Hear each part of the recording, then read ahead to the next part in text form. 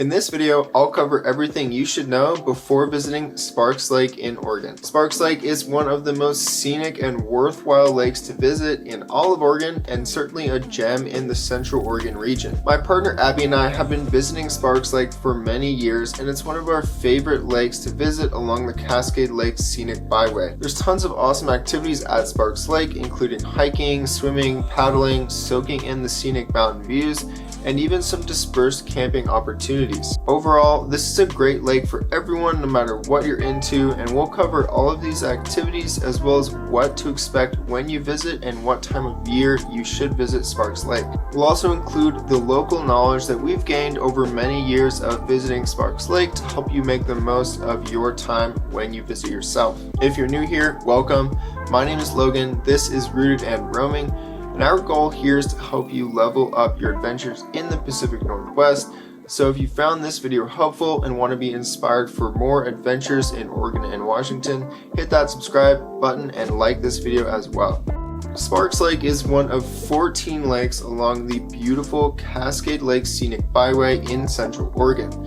It sits at an elevation of about 5,400 feet and is about 370 acres. It's surrounded by beautiful rocky shorelines, wetlands, marshes, and forests. Perhaps the main highlight of Sparks Lake is the amazing views of South Sister, Broken Top, and Mount Bachelor. There's an excellent day use area, and overall this is one of the most stunning lakes in Central Oregon and one of our top lakes that we like to visit each year. Regarding accessibility, it's about 25 miles and generally between 35 and 50 minutes from Bend, depending on traffic. There is a bumpy dirt road that's about 1.7 miles off of the Cascade Lakes Scenic Byway, and it's helpful to have a vehicle with some clearance, although it's not strictly necessary. If you just go slowly, you'll be fine. The day use area at Sparks Lake has parking for about 30 to 40 cars, and it's located close to the shoreline, so it's pretty convenient for getting your stuff out of your car, going to find a spot to set up for the day.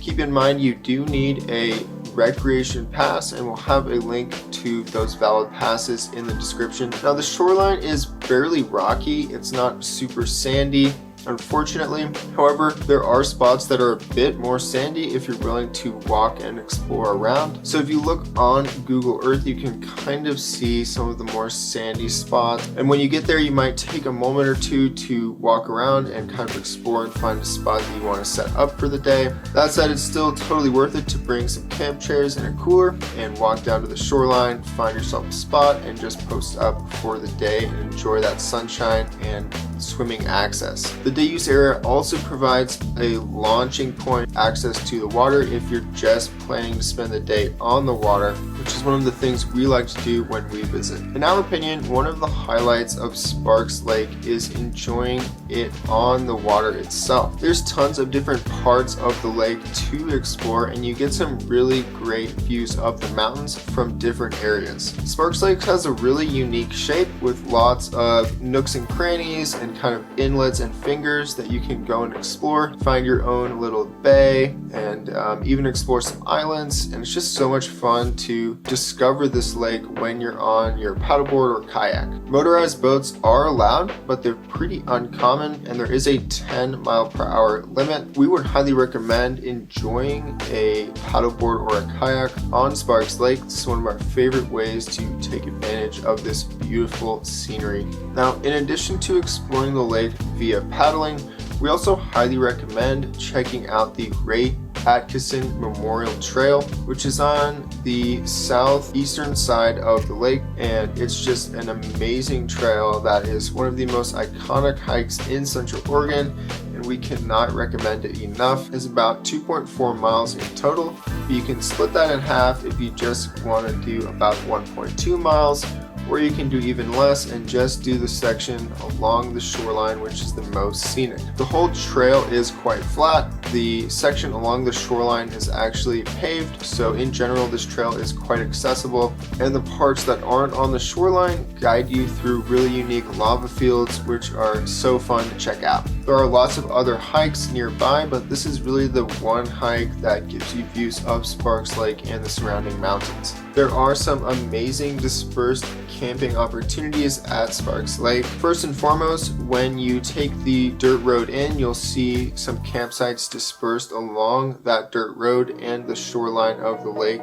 These are fairly accessible and popular, and they do fill up pretty quickly. But if you can snag one of these, they're a really great option for a free first come first serve car camping site. There's also a series of hike-in or boat-in sites along the southern portion of the lake where you can pack your stuff on your backpack or on your paddleboard or your kayak and actually go and find those sites. And this can be a really great way to get out and make the most of enjoying Sparks Lake by spending a night and having a more immersed visit. If you're planning on utilizing these dispersed campsites, definitely leave no trace and only camp in sites that are already established to minimize the impact on this sensitive area. Nearby, you can also stay at Soda Creek Campground, which is an established U.S. Forest Service campground, in addition to other U.S. Forest Service campgrounds nearby. And we'll have links to that campground, other campgrounds, and other resources that might be helpful during your visit in the description of this video. As far as when to visit Sparks Lake, really late spring and summer are the best times of year. Late spring can have some mosquitoes, but there's also more snow on the mountains, which in our opinion is just so much more scenic than when the mountains are bare,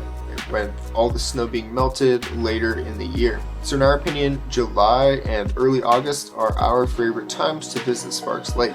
Also, in late September and October, the water level can be pretty low, which generally makes the lake a bit less scenic and accessible to explore via paddling and enjoy activities like swimming. In July, August, and September, you can expect daytime temperatures at the lake to be in the 60s, 70s, and 80s. Also, the Cascade Lakes Scenic Byway is closed seasonally between mid-November and mid-May each winter. Some other tips to make the most of your visit: you definitely want to pack enough sunscreen, water, and snacks. The Central Oregon high desert climate can be pretty harsh. This lake does get pretty crowded on nice summer weekends. Probably get there before 9 or 10 a.m. to get yourself a parking spot and avoid having to park on the road and any sort of other hassle that comes with dealing with crowds. Also, it's worth mentioning that the smoke is getting worse from wildfire season each year in Central Oregon. This typically happens in late August and September. So if you really want the full scenic experience, we'd recommend going in July or early August. And that way you can avoid the smoke and also see that beautiful snow still on the mountains.